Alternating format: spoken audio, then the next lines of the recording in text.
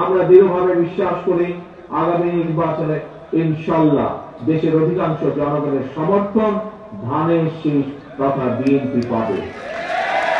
রাজশাহী মহানগর বিএনপির দ্বিবার্ষিক সম্মেলনের প্রধান অতিথি দলটির ভারপ্রাপ্ত চেয়ারপারসন তারেক রহমান। প্রায় আধা ঘণ্টার বক্তব্যে তিনি জোর দেন দলের নেতাকর্মীদের ঐক্যবদ্ধ হওয়া এবং রাষ্ট্র পুনর্গঠনে আসন্ন চ্যালেঞ্জ মোকাবেলার। বলেন, সামনে অনেক কাজ, অনেক চ্যালেঞ্জ। দেশের মানুষ বিএনপির দিকে তাকিয়ে আছে। বাংলাদেশ একটি সম্ভাবনাময় দেশ, শুধু প্রয়োজন সঠিকভাবে পরিচালনা করা। আসুন, এই কাজ বিএনপি করে দেখিয়েছে অতীতে।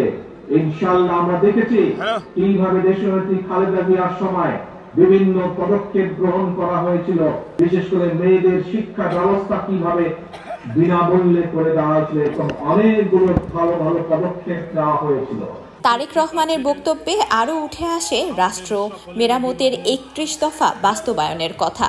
বলেন, জাতীয় নির্বাচনের মধ্য দিয়ে মানুষের রাজনৈতিক অধিকার প্রতিষ্ঠা পাবে। যে বিভিন্ন রাজনৈতিক দলকে নিয়ে যে সংস্কার কমিশনে আলাপ আলোচনা হয়েছে, যত সংস্কার আলাপ আলোচনা হয়েছে তার অধিকাংশ সংস্কার বিএনপি ২.৫ বছর আগেই জাতির সামনে ঘোষণা করেছিল।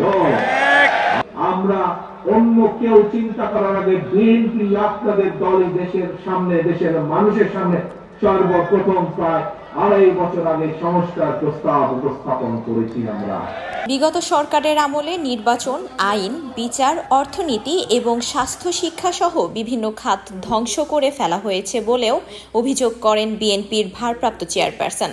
তা থেকে দেশকে উত্তরণ ও কর্মসংস্থান সৃষ্টি করতে হবে বলেও জানান তারেক রহমান। আফসানা আইভি, স্কাই বাংলা, রাজশাহী।